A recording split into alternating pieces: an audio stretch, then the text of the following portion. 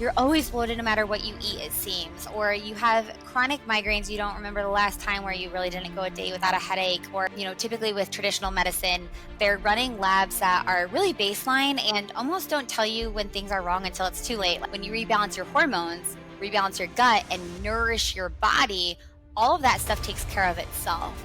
So those are the main things I would tell my younger self that I know a lot of you are still struggling with today. And all 8 billion of us are doing metabolism at all times. This show is about learning what metabolism is, how it affects you in every way possible, from mood and mental state to performance and energy. We are all about fine-tuning the human experience for you to achieve the best self you can be. And if you are someone who loves science, curious to know how your body works and how to optimize it, then you are in the right place. This is the H.V.M.N. podcast. In this episode, we have Maggie Berghoff, who is a functional medicine nurse practitioner, USA Today national bestselling author of Eat to Treat, and founder of several online companies in the wellness space. After her own health journey in her young 20s and healing fully, she's been dedicated towards helping others rebalance their body and thrive. She also trains health and wellness practitioners in building their own online coaching companies as well. In this episode, we covered the different types of symptoms caused by inflammation, including muscle and joint problems, hormonal and thyroid dysregularities, inflammation from sugar, psychological stress, digestive issues, histamine reactions, and allergies. Maggie also elaborated and shared very useful tips and advice on how to tackle these different inflammation-driven health problems. So stay tuned and enjoy. And we have Maggie Berghoff here today joining us on Health via Modern Nutrition podcast. Thank you very much for coming on. Welcome. Thanks for having me. I'm excited to be here. Yeah. So, we were just talking pre-recording that Maggie reached out on Instagram. We sort of chatted and she was nice enough to send me a copy of her book here, Eat to Treat, which I have, and very interesting stuff that we're going to be discussing today, especially with regards to inflammation and how can one treat inflammation with nutrition and mindset. So before we go further, could you please elaborate on your background and your story? Tell our audience, what you're about and how you get here. Well, I definitely never intended to be an author, that's for sure. It's been quite a journey to get here. I really actually started as a traditional medicine nurse practitioner. That was the dream. And after working several years for the hospital system in traditional medicine, a combination, it's kind of like a perfect storm of being unaligned with traditional medicine in and of itself because of my own health journey and interests and specialization in functional medicine, combined with really being aligned with even just that lifestyle of a traditional career role. It led me to opening my own functional medicine practice back in 2017. So it kind of was an unintended entrepreneurial path that I'm so grateful for, because now I get the opportunity to speak to you and to people all around the world, helping them with their health in a much bigger way than I actually was even able to do as a traditional nurse practitioner in my role. So what spurred that motivation to go from a nurse practitioner to entrepreneurship and even book authorship? Well, number one, the desire for a different lifestyle. So health aside, I happened to open a business in that area because that's where my knowledge, expertise, and passion lies. But what really motivated that change was the lifestyle that I desired. I was going to be a new mom for the first time. I was pregnant with my first baby, and I was taking maternity leave to kind of just reflect and realize what I wanted in life was not to work a full-time job, but I still did want a career. I wanted to stay home with my baby. I wanted to help people with wellness. That's what I've always been passionate about, but I definitely wanted to do it in a different way. And that's really what the true initial motivation was for that. The reason why I chose, you can open businesses in a million different avenues. The reason why I chose online health coaching and consulting and functional medicine, lifestyle, mindset, nutrition is because of my personal journey, overcoming a lot of debilitating illnesses, symptoms, diagnoses that my doctors had said that I would have for my whole life and completely reversing and overcoming all of that in a pretty short amount of time after figuring out some core things that obviously we're going to discuss about around anti-inflammatory living, mindset, and wellness overall. Nice. So, in your book, you sort of define the different types of inflammation. There are about six, I believe, that you sort of wrote out. Because learning, coming from a biochemistry background, inflammation is pretty much lumped into just one. Inflammation is inflammation, right? So it's very interesting that you break it down into six different types. Could you tell us a little bit on what are the different types of inflammation that is illustrated in your book, and how are they different from one another? Well, you're right. Inflammation is general, but people, when they have symptoms or diseases, they're experiencing something in a particular system. Usually it's all interconnected, but usually there's a root cause for that individual. Me personally, with my history was hormonal inflammation. So the inflammation types are really based on what your symptoms and what your core root causes of illness are, so that you can address that in a targeted way. So in the book, hormonal inflammation, gastrointestinal inflammation, sugar inflammation. And so then that way you can make sure that your lifestyle changes are aligned with your specific inflammation type. For example, if someone is struggling with chronic diarrhea, what they eat on a daily basis is probably going to look different than someone struggling with chronic aches and pains. There are different things that apply to that individual. Now, there are also general things that apply to every human to reduce inflammation as well. So we cover both in the book, is what should everybody be doing? And also, if you have this specific thing going wrong, say it's joint pain or hormonal dysregulation or gastrointestinal complications, here are some other things that you should target in on specific to what you are suffering with. Okay, now the more nuanced question here, you mentioned joint and muscle sort of inflammation versus say GI inflammation, right? So if I'm working out a lot, I'm getting just a bit of a chronic like joint pains. How do I know that is an inflammation problem, if not just overreaching symptoms from overworking out? Same with GI issues, right? If someone is having GI issues every now and again, like how do they know if it's something that they ate or it is actually a chronic inflammation problem? Well, most of what people are struggling with is chronic. If it's an acute inflammation, like you've been working out extra hard and your elbow is starting to get hurt, you kind of know like, oh shoot, shouldn't have lifted that, right? So that's more acute situation. Where we specialize in and what the book targets is more of the chronic stuff, like you're always bloated no matter what you eat, it seems, or you have chronic migraines, you don't remember the last time where you really didn't go a day without a headache, or your skin keeps flaring up and you don't know why you're getting this acne or these dry patches. We're really focused on those more chronic things. You mentioned joint pains, aches and pains. It's usually not from a workout. It's usually, I'm thinking of a guy in the book that I talk about, young 20 something year old who wakes up every day feeling like he's an old man, like just chronically achy pain. It's not quite related to a hard workout at the gym. So we're really focused on those things that are more continuous. Same with gut health. It's not like one day you have a stomach ache. It's more so you really struggle with having, diarrhea or constipation or bloating or pain. And it's more of a long standing issue for you. So in your book, you also included some a quiz to identify what different types of inflammation there are and how severe the symptoms are. It seems like you have quite a methodical approach in one, identifying the inflammation, and then two, treating it. Can you tell us a little bit on what your process is in, if someone comes up to you with a certain problem, like what do you do and then what steps do you take? Well, my favorite way is to get some specialty laboratory testing done. So, specialty labs like functional medicine labs, going above and beyond what you might get at a traditional practitioner's office. Typically with traditional medicine, they're running labs that are really baseline and almost don't tell you when things are wrong until it's too late. Like they're very wrong at that time when things are flagging. So, I like to find out what's going on in the body with mineral ratios, with nutrient levels, with with your digestive system, heavy metal toxicity. I like to dive into that. That's kind of gold standard. Now, obviously, we're not doing that with everybody reading this book. We do have access to those types of tests, but with the book, the inflammation assessment helps you figure out, even without testing, even without working with a practitioner or a coach, what you might be dealing with based off your symptoms. So it really goes through a thorough symptom questionnaire categorized in different areas. And then at the end of the quiz, you count up the numbers of the different areas and it tells you, hey, I really think that your thyroid may be at play here.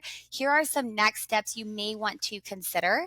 I really was helped with functional medicine lab tests. That's what saved me and what helped guide my healing plan forward, because a lot of what was wrong with me was not detected by traditional laboratory testing until, like I said, it was kind of too late. And so I really like that as the gold standard. But the inflammation assessment quiz in the book will help you figure out the baseline of where you should be focusing and flag that. And also just give yourself, proof on paper like, okay, yeah, this is what's going on with me. And then here are some things that I can do on my own, perhaps prior to or instead of, depending on what you're able to do doing laboratory testing. And how does one go about identifying like a legit functional medicine lab that they can go to and know what test they're going to get and all of that? Like, some people, US is big, right? I mean, even we have people outside of US who might be listening to this. Like, how does one actually go about knowing what clinic to go to? If you are on this journey, I will tell you that it is a journey. So um, if you have tried functional medicine or tried testing or worked with someone before and it hasn't worked out for you, don't give up. I personally don't think every functional medicine practitioner is amazing or every test is legit. I have worked with people who I now look back and I modeled my practice on what they did really wrong in my eyes when I was in their care, and these were integrative and functional practitioners. So not everybody is created equal. To kind of circle back on the question of how do you find access to these tests, you can do a simple search in your area of finding a functional or integrative practitioner.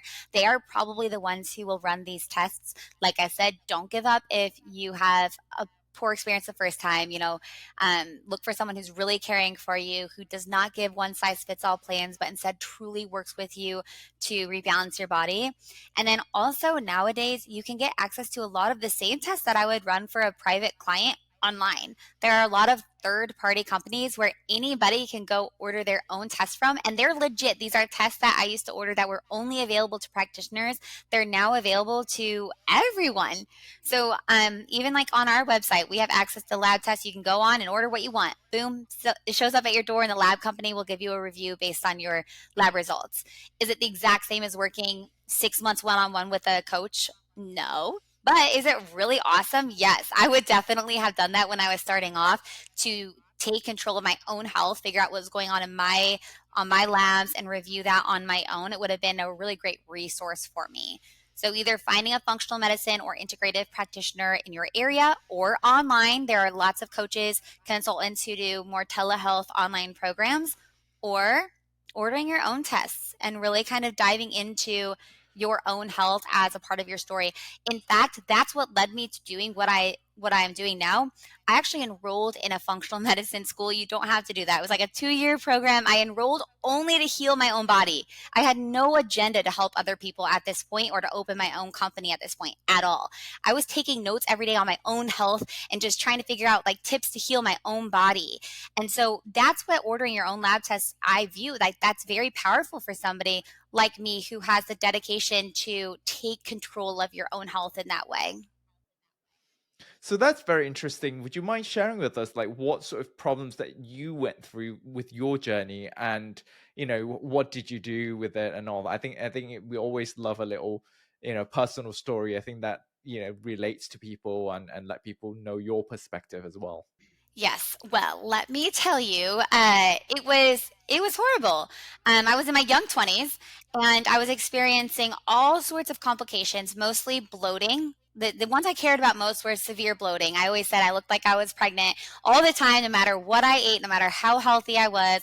I would always be bloated. And the other thing that really bothered me is I started swelling. I started swelling so much that I would get pitting edema, where if you pushed into my leg or my arm was on, like sitting on an arm stand and then or armrest, and then when I pulled it up, it would just be a big, huge indent for a long time. And so I had so much swelling in my body, which really frustrated me. I also was so tired. I would sleep 10 hours a night and still wake up so drained and so tired and fatigued, falling asleep at classes. It was really horrible. My symptoms escalated from there. I ended up getting really dizzy a lot. So I would have to, I remember pulling over on the side of the road, like thinking, oh my God, I'm going to die. I'm going to crash this car because I would have these dizzy spells, or getting ready to board a plane thinking, I might die on this plane. I'm not exaggerating. I was like very nervous because I was getting very dizzy, which my doctors diagnosed with POTS. They also diagnosed me with PCOS and kidney disease and immunodeficiency and lots of different things. I now have none of those diagnoses, but I was diagnosed with a lot. So it was, my whole body was inflamed to the point of no return unless I took things into my own hands, because my doctors had said that I'd be on lifelong medications, lifelong IV therapy. They had no idea why this was happening, and I healed it all. But let me rewind for a second. This did not just start in my young 20s. Now that I know what I know, I had complications that were building up long before I started getting these symptoms. One major one that went undetected is that I never even had cycles as a female until I was maybe 18 years old and put on birth control to make myself have cycles. So clearly, I had hormonal dysregulation and thyroid complications when I was really young that just did not get addressed. And so over time, there's another really helpful assessment in the book called the total toxic burden. This is what this is. Over time, your total toxic burden just keeps on getting higher and higher. And there comes a time in your life where your body cannot compensate any longer for all the inflammation, all the stress, all the toxins, all the everything, all the yo yo dieting or drinking alcohol in college, all the things that I was doing that, add up. Your body can't handle anymore. And that's when things get flooded over with that total toxic burden and you start to get all those symptoms. So that's really what I was experiencing, kind of everything, but it really started for me, the main pain point was bloating and swelling with weight gain. So if you had a chance to speak to yourself, your younger self, before your symptoms manifested, what would you what advice would you give to yourself then? Rebalance my hormones, because I was on birth control to have periods, and I knew that my hormones were out of balance because I was freezing all the time, like textbook hypothyroidism. I was freezing all the time. I had no cycles. My hair was really thin. If you looked at like photos of me in college, for example, my hair looked completely different than it does now that I'm nourished. And so I would have balanced my body. Another thing that I really hope everybody learns from the book is I would have addressed nutrition in a different way. I thought that I was healthy. I was a college kid shopping at Whole Foods, eating gluten free and eating healthy in my eyes. But I also was really into fitness. And I was not intentionally cutting out entire food groups because I was actually following fitness guides. Like I thought that I was doing the right thing, but the workout guides, at least at that time, were really restrictive. And it was like the same food every day, no variety, no fat. And so I was following these workout guides during the week with my workouts, like to a T. And then on the weekends, full disclosure, I went to school at Vanderbilt in Nashville, Tennessee. We were going out to the bars, we were eating barbecue or late night pizzas. And so I was yo-yo dieting, and my whole body was just fluctuating from this like super strict, restrictive diet with no variety and really not very many vegetables or antioxidants, because the plans back in the day was like tilapia, broccoli every dinner. And, I'm sure many of you listening kind of know what I'm talking about. And then on the weekend, I was binging out on anything and everything.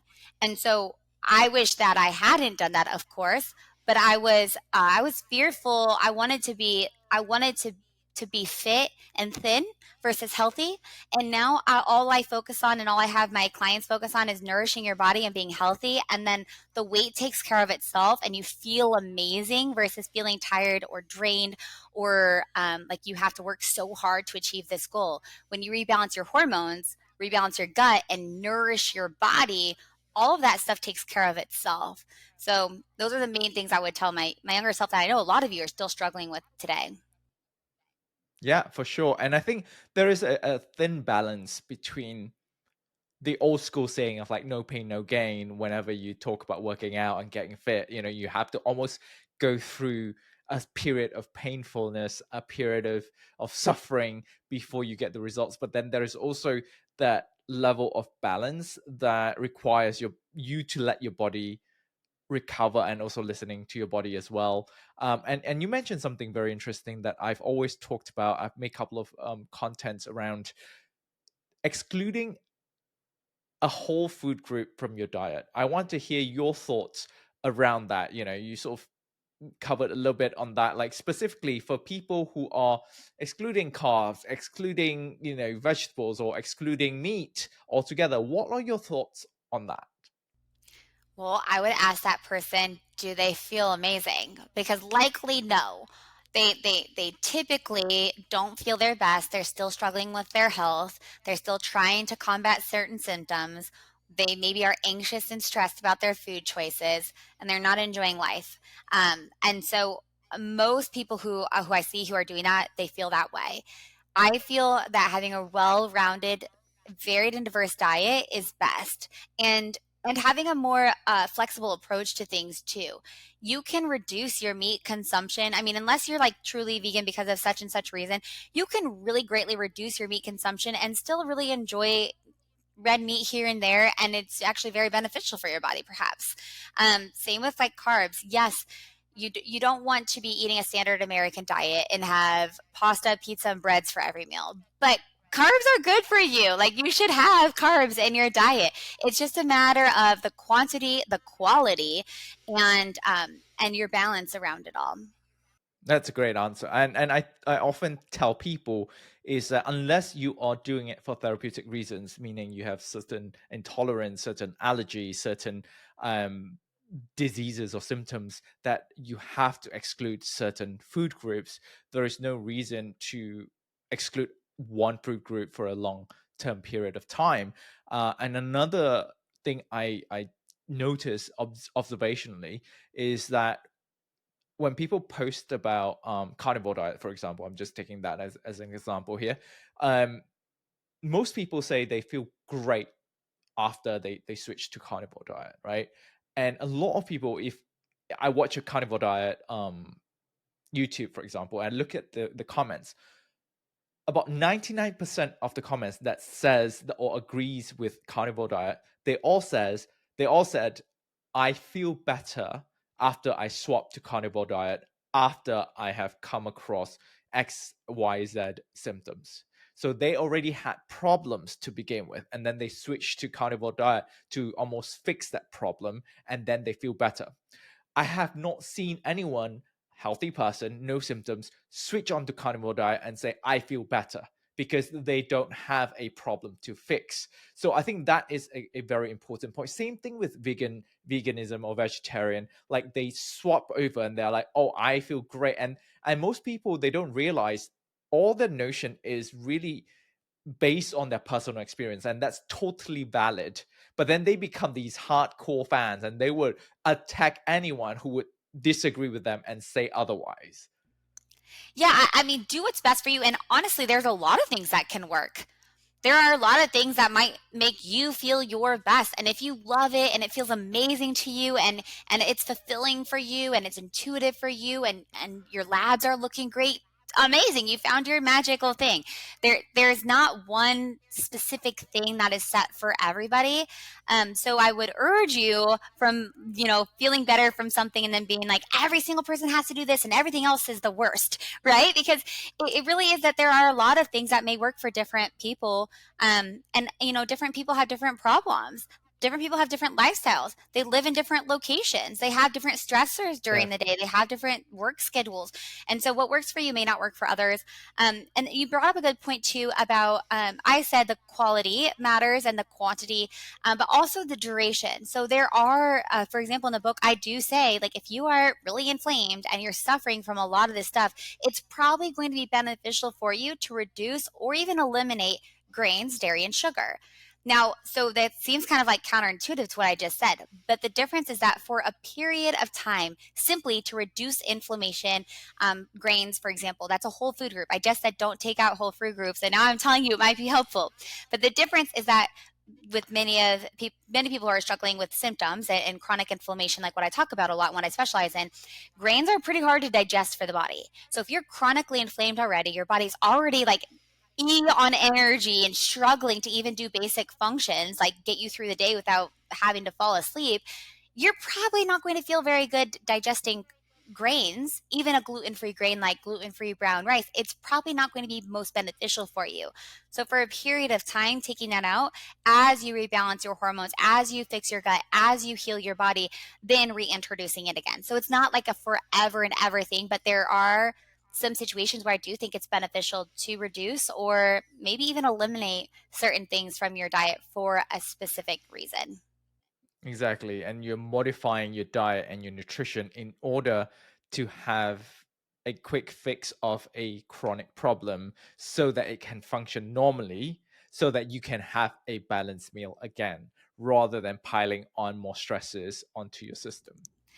Even being able to handle things that are like quote unhealthy, even a cocktail or a piece of pizza or a hot dog at a game or whatever it is, if your body is balanced and resilient, it's very likely that once you implement this all the things that we talk about and you heal your body, you'll be fine eating that item. It's not going to make you feel horrible. I used to talk about, I always used to feel food hangover for like days after eating a meal that inflamed my body. You're not going to feel that anymore. It's not going to impact you because your body's resilient and strong and it's doing what it's supposed to do. But when you're chronically inflamed, it can't do what it's supposed to do. So, yes, we all have livers, they're supposed to detoxify, but your body might not be working that well. And so, we need to give it an extra helping hand in the right direction. Once it works well again, because it's very smart and it can rewire, then you'll be able to handle those hits here and there again. Great. So for the next section of this episode, I want to focus on picking your brain on what our audience can actually take home in terms of takeaway points, in terms of things that they can practice and they can do. So I think the best way to do this is I'm going to pick these different 6 inflammation symptoms that you have in your book, and then you tell us what are the best way to identify them, treat them, and practice even a preventative, sort of measures in handling them. Okay, Does that sound? let's do it. Yeah. Yeah, sounds Okay. good. Let's do it. So the first one you have here is muscle and joint inflammation. Okay. So, muscle and joint inflammation, some things that may help you. Number one, we talked about workouts, straining that is probably going to be more harmful than helpful. So, reducing the amount of workouts right now will benefit you. You can take a walk. Swimming is great, stretching, but easy on the CrossFit, whatever you're doing right now. So number one, the workout changes. Number two, I feel red light therapy really helps people with muscle and joint inflammation. So red light therapy or infrared sauna can be very beneficial to that pain. And another tactic specific to that would be Epsom salt baths or even flotation pods, if you guys have ever heard of that, which are basically just a ton of Epsom salts and you float in there. But these can be really great for joint and muscle inflammation. For joint and muscle inflammation from a diet perspective, uh, really similar to most guidelines for there. There's not too much specific things there. Maybe some added curcumin, turmeric, types of herbs, anti-inflammatory herbs or supplementations, lots of hydration to reduce swelling. When we reduce swelling and reduce inflammation, it's going to reduce the tension on those muscles and joints that you're feeling. So those all could be really helpful tips for that specific inflammatory type. So one thing you mentioned was the red light therapy. We talked about this quite a lot on the show for a period of time, and then I haven't spoken about it for a long time as well. You said it really helps, right? Like, because I've got people who tried it and they did not see any improvements. Is there different in terms of like the source, the wavelength? What should people be looking out for in terms of infrared or red light therapy? Oh, I am not an expert on red light therapy, so I'm not the best person to ask that. I just know that a lot of my clients who struggle with that say that mostly it instills relaxation in them. Specifically with red light therapy, I have seen thyroid. levels improve, like where we've tested it before, red light therapy, and then it does improve there. But mostly with my clients who have rheumatoid arthritis, muscle pain, aches and pains like that, they just feel more relaxed and at ease with the red light therapy. But the specific science around that, I'm not the best person to ask for that question.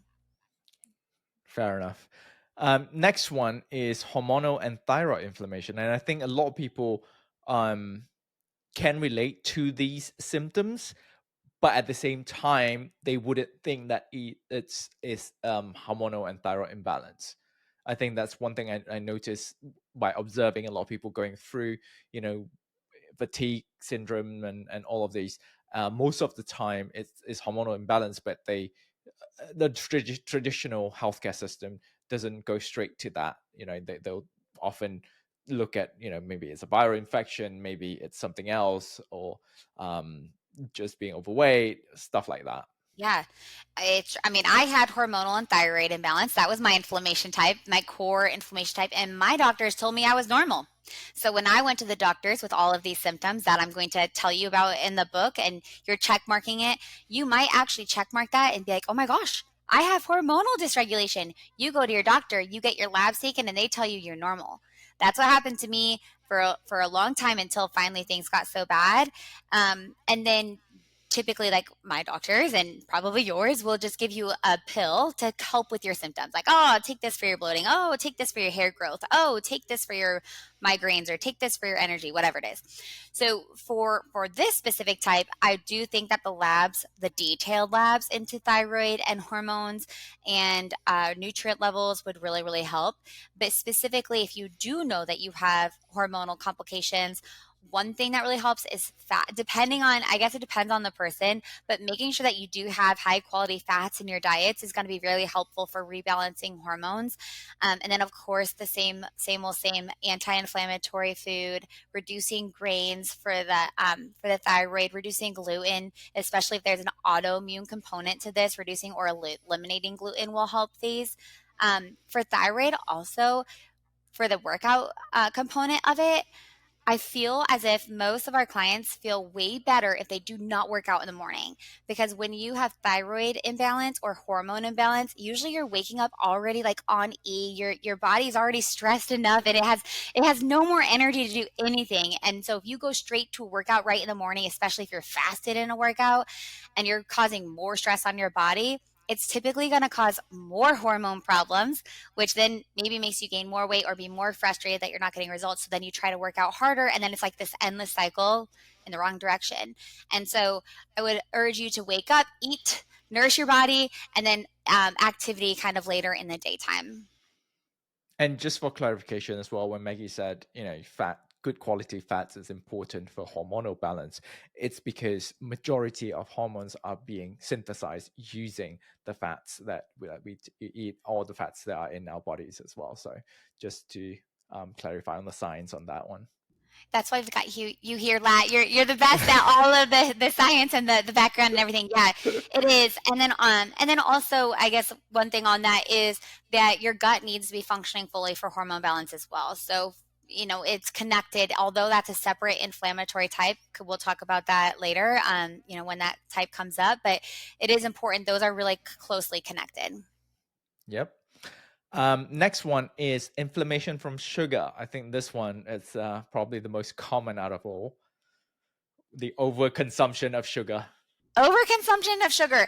And specifically on this one, I find this with people who are craving sugar or they have sugar addiction. This is really important. This is mindset. A lot of this is mindset change, but then also regulating your hunger cues, regulating your healing your adrenal glands. It's all interconnected. So also like hormone balance is going to help this. But these are people who are really addicted or craving sugars and carbs. And so your insulin levels are just going spiking all day long. You're having crashes, and then you're feeding your body with more sugar because that's what you want. And so with this, it's really a lot of mindset. And then this is kind of one of those things that's perhaps much harder before it gets easier. Like you were talking about the no pain, no gain type of situation. I feel like sugar is a big one. And actually, science, you could probably whip out some publications that showcase that it is addictive. And so it's a mindset thing for this. And then also making sure you're fully hydrated. I feel with this, it's most important also to flood your body with as many nutrients as possible so that you are more fulfilled and nourished, so that you crave less of the sugar and carbs because your body is cared for. So, although you're not necessarily quitting sugar all the way, because your body is starting to get feel what it feels like to be nourished, you start to transition those cravings and help yourself out with all of the cravings around the sugar inflammation. And one thing I noticed when I cut out, like, way back when when I lost all the weight, when I cut out processed foods and soft drinks or sodas, I do realize, like, years later, if I have a taste of soda, it it tastes way sweeter than I remembered it to be. It's almost like that's something that I observe. I don't know if it's true for everyone. I don't know if there's science behind it, but that's something that I experienced myself. Is that after I cut out a lot of these um, hyper processed sweetened foods, go back just taking my carbs and glucose from whole foods and fruits and all of this, and then going back just to have a taste of these processed food, I feel like they are way sweeter than I remembered it to be. And not as good. So when that's the same situation that I've experienced, in addition to many of my clients and friends and peers and colleagues, and it's almost like when you're in the sugar inflammation, you feel like there's almost no way out. It's addictive. You feel like you could never not have your Reese's or your processed foods, your favorite things. But if you get through that hurdle and your body is actually nourished, I assure you, when you try those foods again, you actually prefer the healthier versions. And I talk a lot about swaps. Like, it could be that you're still eating a cookie, but it's a healthier version cookie. It's that swap. And your body would prefer. I just sometimes it's hard to imagine that you'd ever be like this, but I promise, like, you will prefer the gluten-free, higher quality, better made brownie than the whatever cosmic brownie or whatever that you're used to having now. Your body will prefer that, and the other things will taste weird now when you regulate your taste buds and your cravings, and you feel better too. It's sugar's an addiction, but so is feeling great. I love feeling great and I don't like feeling bad. So I know that food makes an impact in how I feel. So I want to be nourishing my body so that I can continue to feel really good because I like the way that feels. So but you do with this one, it's just the most mindset one because you have to get over that hurdle in order to experience what's on the other side. I get to interview all these doctors, scientists, and cool people in this health and fitness industry, all made possible because of this podcast that is funded by the company I work for, which is Health via Modern Nutrition, or H.V.M.N. And it is not that they pay me to do this, but I genuinely love and believe in the product Ketone-IQ. I use it every day before my podcast, before my workout, or even after my workout for recovery. There hasn't been a single supplement that can give me such a drastic change in subjective feel within minutes as much as Ketone-IQ has. For those of you who do not know me, I'm from Malaysia, I got my PhD from the UK, and my passion is in science and chronic diseases. And I believe it is all about transparency, scientific integrity, and about sharing with everyone so that everyone can benefit from it. And if you like this content and our work, please do support us by liking, leaving a review, or sharing with your friends and families, or even buying a shot of Ketone-IQ at any Sprouts nationwide in the US, and the first shot is on us. Just scan the QR code and you'll get your money back for your first shot. You can also use the code HVMNPOD20, that is HVMNPOD20, and get 20% off your first purchase at the HVMN website. And I think the great point is that most of the sugar addiction is that you're not addicted to, biochemically, yes, but you're also addicted to dopamine that is tied to that sweet thing, right? Like a lot of people, especially when we were kids, when we have sweets and we have, sweet things, it's usually a good occasion. You sort of tie that to that memory. And I think it's rewiring that to what you just said, to the good feeling that you feel with a healthier version, and retraining your brain, rewire your brain to understand that and also appreciate that. That really helped me sticking to what's healthier, because then it's no longer a restrictive lifestyle. It's something that I want to do rather than I have to do. Yes, it's exciting and it's a status upgrade. It's not like, "Oh, I have to do this thing." It's that you're really excited that you get to have this thing. I mean, when whenever we're making meals or I'm out with friends and we're like making things together but healthier versions, and it's really the all the same foods that you're maybe used to eating, that you used to get that dopamine hit from, or that you grew up on, but a healthier version of it.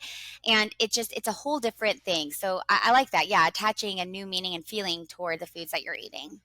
Yeah. Another thing that I really appreciate that you mentioned, Maggie, is that whenever you explain, these different symptoms, you remind people that they are all interconnected. Because as much as we are simplifying it right now and breaking it down to 6 different inflammation types, essentially it all connects into a whole big, systemic biology, which is your body, and everything is interconnected.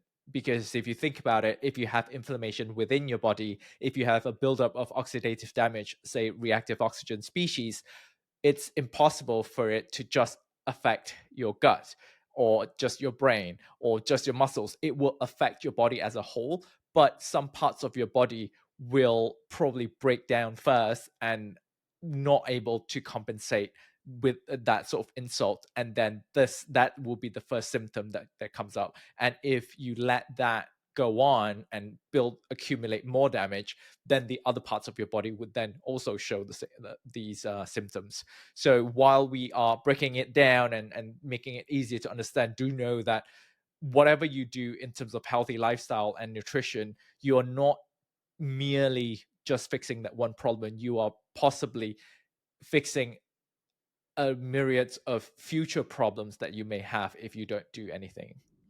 100%.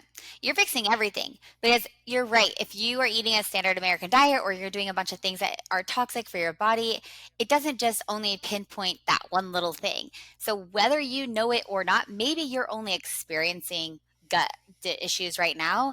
But if you keep on going and your total toxic burden level keeps getting worse and worse, and you keep ignoring your symptoms and ignoring them, covering them up with a pharmaceutical pill to get you through the day, it is just causing turmoil inside your body, and it's a matter of time till hopefully nothing happens like what happened to me.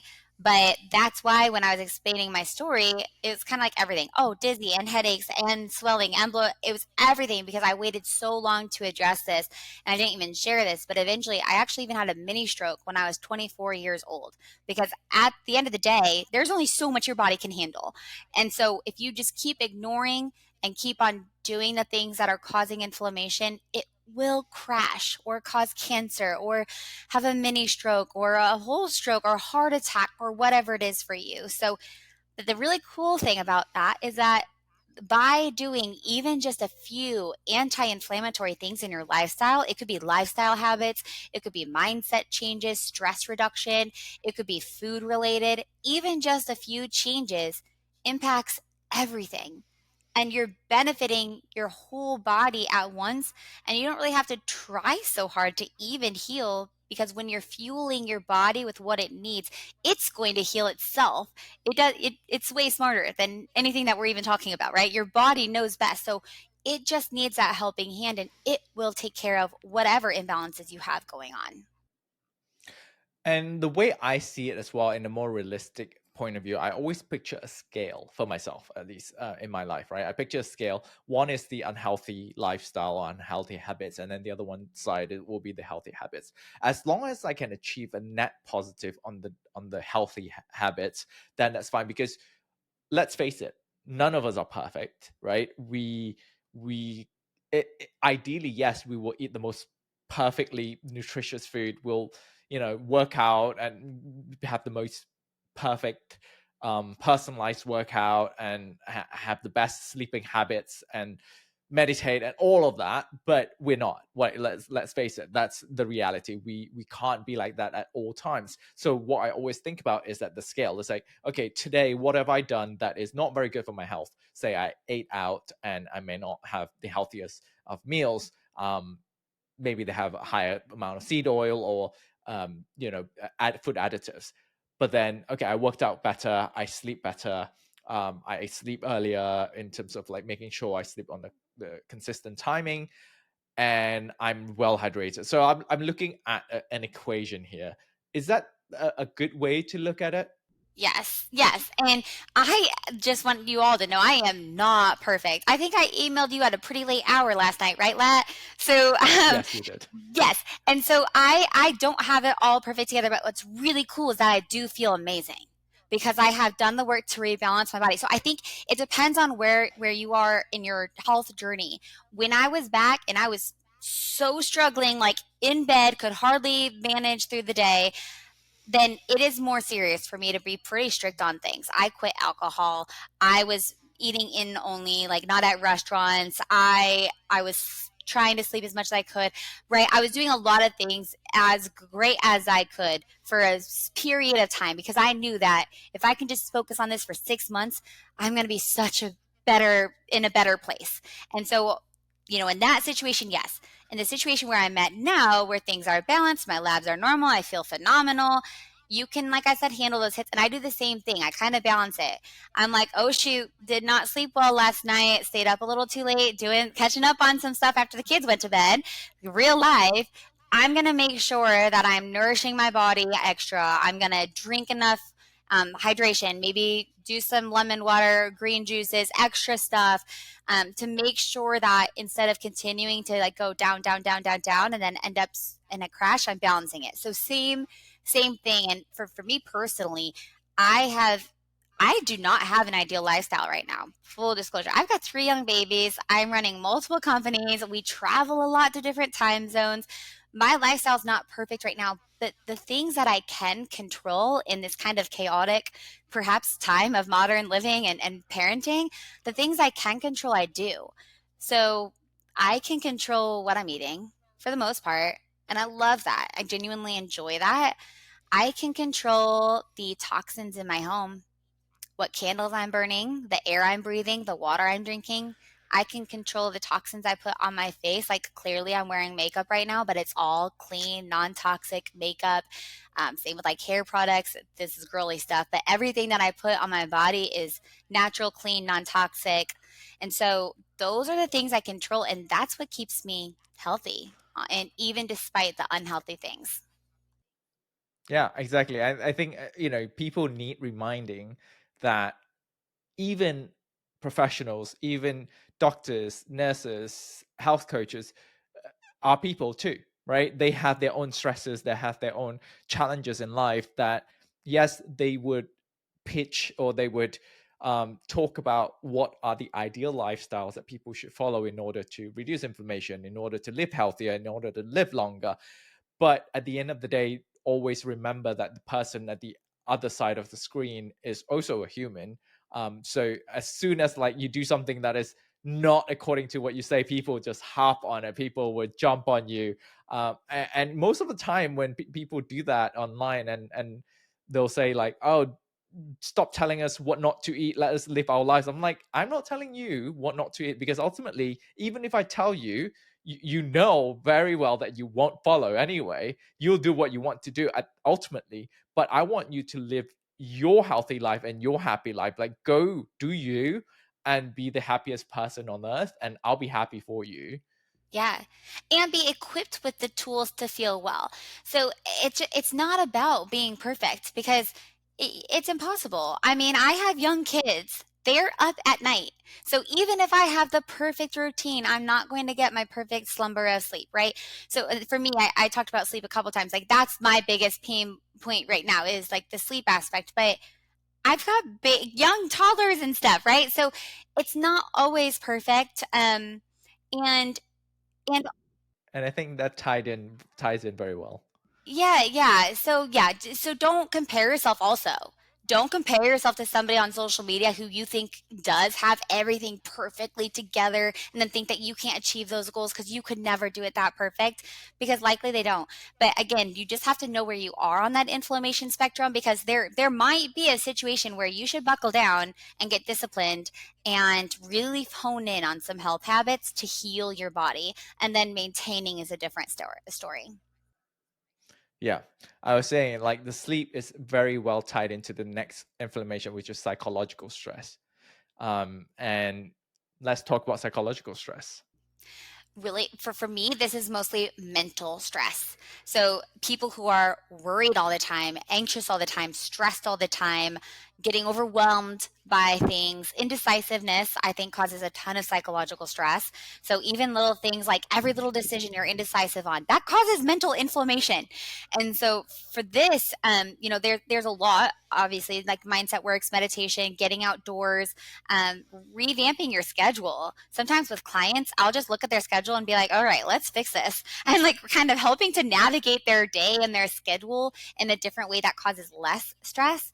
And then changing massive habits. If you're someone who gets mad at everything, or if you're someone who one thing goes wrong in your day and suddenly it's the worst day and you just feel so irritable because you don't have that flexibility built in, that's something that you really need to work on. And this is one kind of like sugar. This is, I think, going to take perhaps a lot of retraining, because I feel a lot of this is, number one, interconnected with other complications. You might be overly anxious because you're overly inflamed and you have hormonal dysregulation.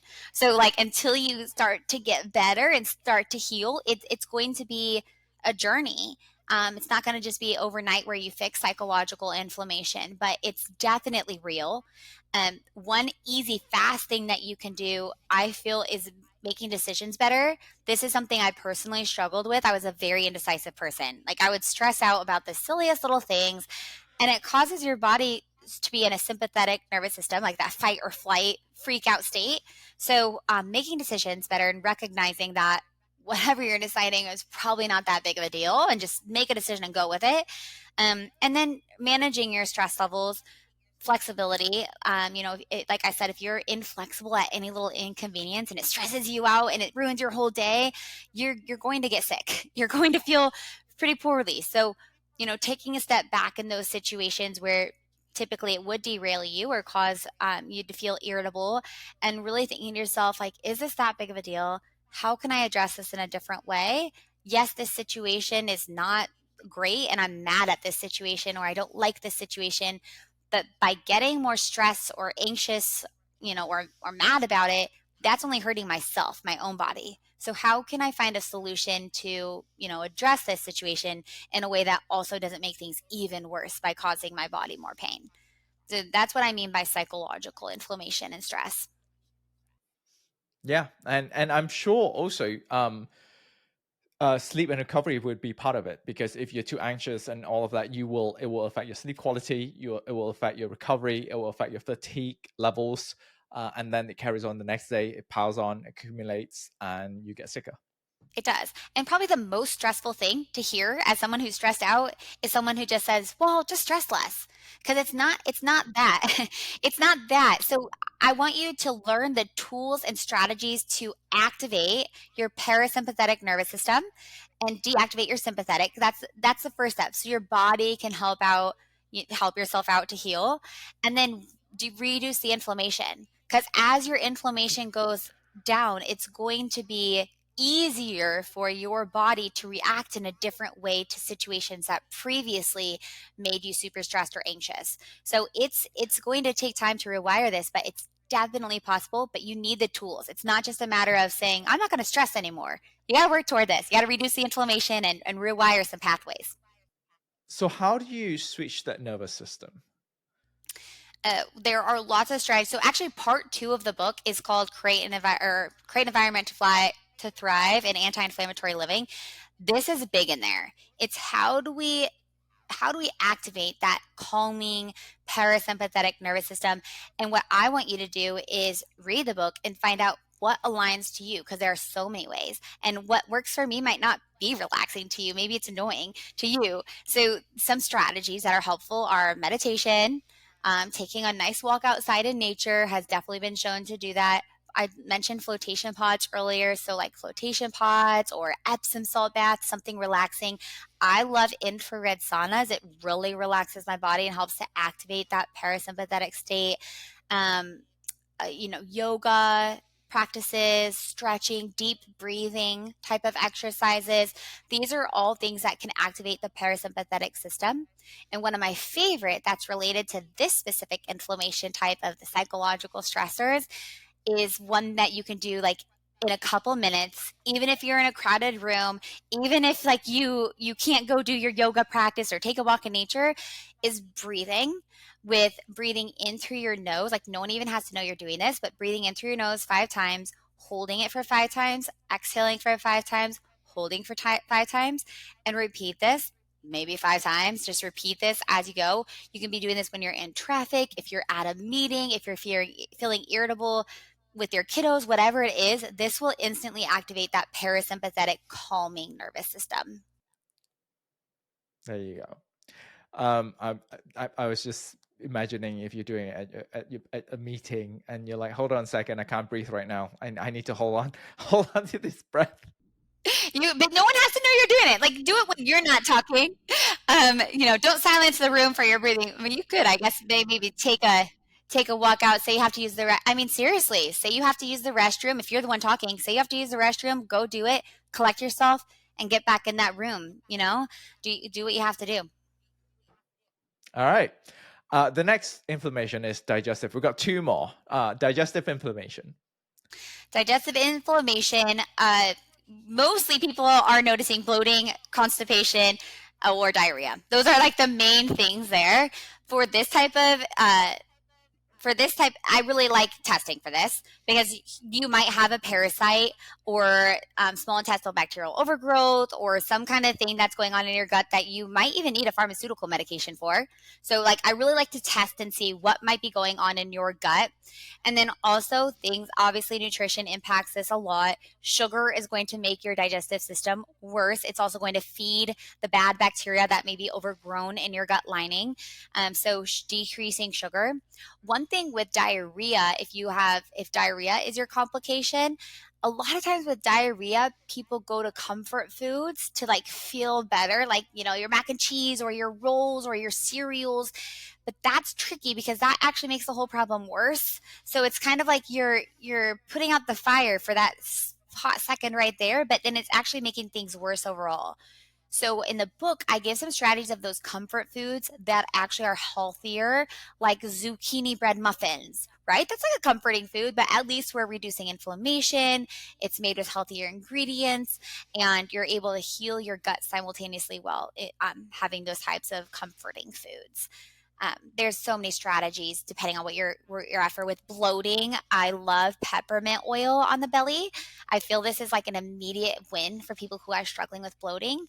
Another immediate win is like warm lemon ginger water is really helpful for if bloating is your GI complication. Thank you. Last one, allergies, asthma, and skin inflammation. Okay, so these are all heightened histamine responses. And it is true that maybe you have an allergy that is long lasting. I'm speaking mostly to things that are uh, environmental, things that are like a food intolerance or an allergy that could be reversed if you're reducing the exposure to those items. The first thing for these is really cleaning up your air and your water, because those are things that you wake up every single day and specifically impact people with allergies, asthma, and skin conditions most. So a really great air filter for your home would be good, making sure that your home is clean, opening up your windows to get new fresh air in and circulate out the old. These are all going to be super important for people with the allergy, asthma, eczema, skin inflammation type of conditions. Also, we've noticed that the dairy and the grains can heighten these reactions and cause mucus buildup, cause more inflammation. And so, by reducing these items, these clients specifically feel much better. Now, would you reintroduce it after a certain period of time after they've resolved, or do you keep it like on the lower side because of the histamine reaction? Well, it depends on the person, truly. But most people, I would say, feel best on the lower side of gluten, dairy, and sugar in general because by nature it can be inflammatory. So, like long term wise, you probably may want to keep that reduced. But again, you just have to see what works best for you. Cool. So, I think one thing that people always ask about inflammation is that since the problem is inflammation, can't we just give anti-inflammatory drugs and fix the problem? No, because it doesn't fix the problem. So if you take an anti-inflammatory drug and you reduce the inflammation, but you're still doing the things that are causing the inflammation, number one, I just told you everything is you we both just told everybody everything is connected. And so if you have inflammation in your body, your gut is being impacted, your brain, your hormones, your liver, everything is being impacted by this inflammation. So if you take an anti-inflammatory drug, it's going to give you maybe relief in that moment, but it's not going to fix the problem. And so, if the problem still exists, slowly but surely, your body is going to start to decline. Also, drugs have side effects. So, it's not the best option. A much better option and a more enjoyable option to where you actually feel great would be to rebalance your body. You probably could take even like ibuprofen or something, and maybe you feel like somewhat better, but you still don't feel your best. Whereas if you really rebalance your body, you're going to feel like a different human. Like it's incredible, and it's going to make you a better everything, a better parent, more aligned in your work, a better boss, a better like a better everything in life, and help you be happier. Really, that's you And got to it's be more happier. sustainable. It's more It's more sustainable. sustainable. It's also more sustainable, yes. And it feels like it's easier to take the pill, but long term, it's not. It's easier to heal your body so you can live a well rounded life. And then you don't have to think about all these problems anymore. Exactly. And like an anti inflammatory pill is not going to heal your PCOS. It's not. Whereas if you reduce inflammation, you can heal that type of item, like that type of disease, right? So you Yeah. just, it's not an answer at all.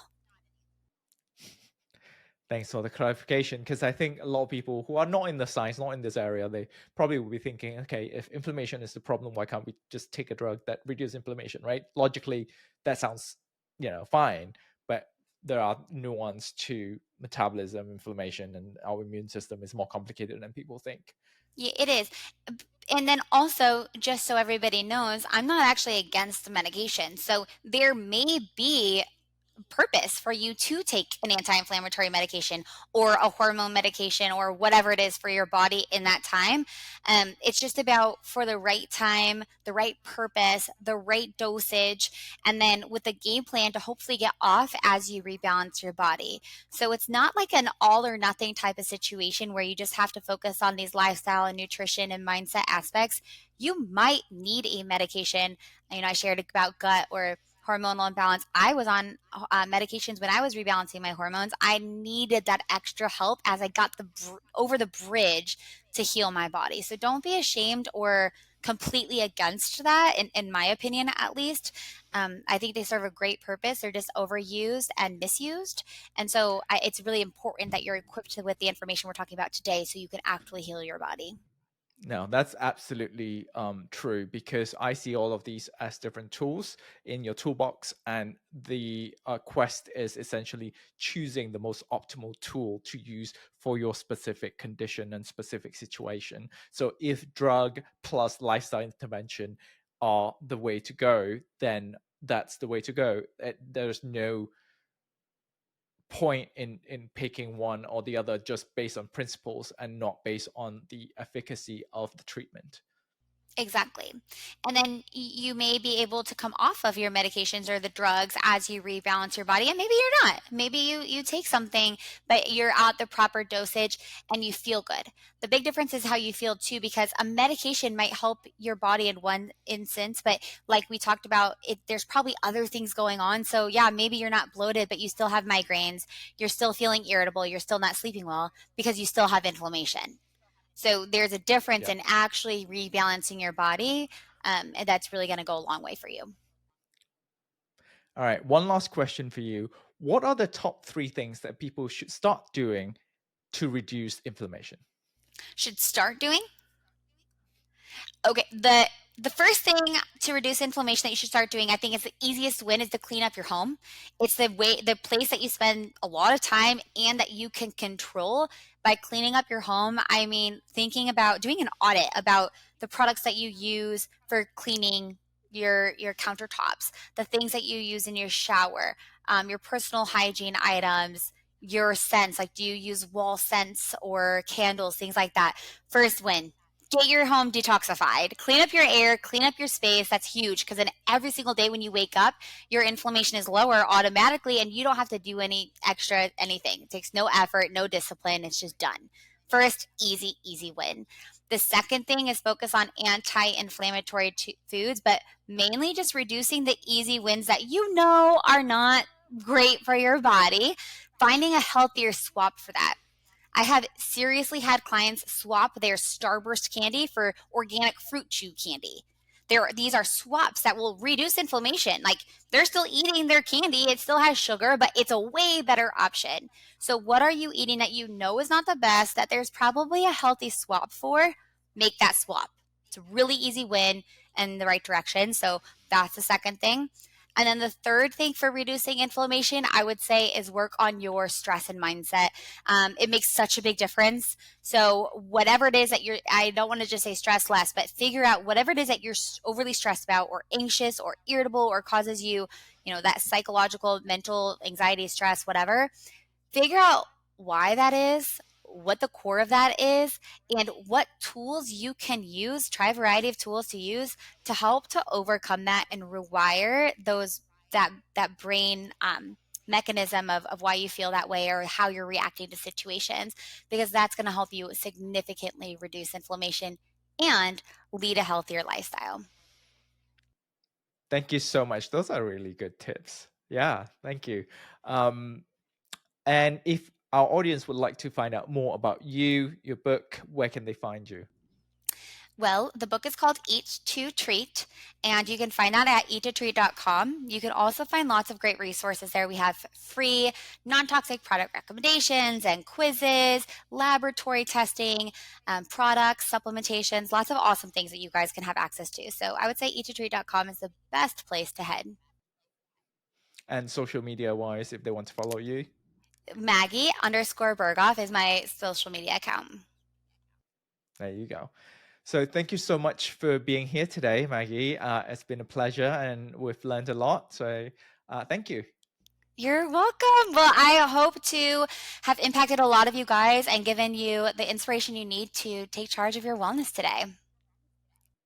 There you go. Thank you. Bye.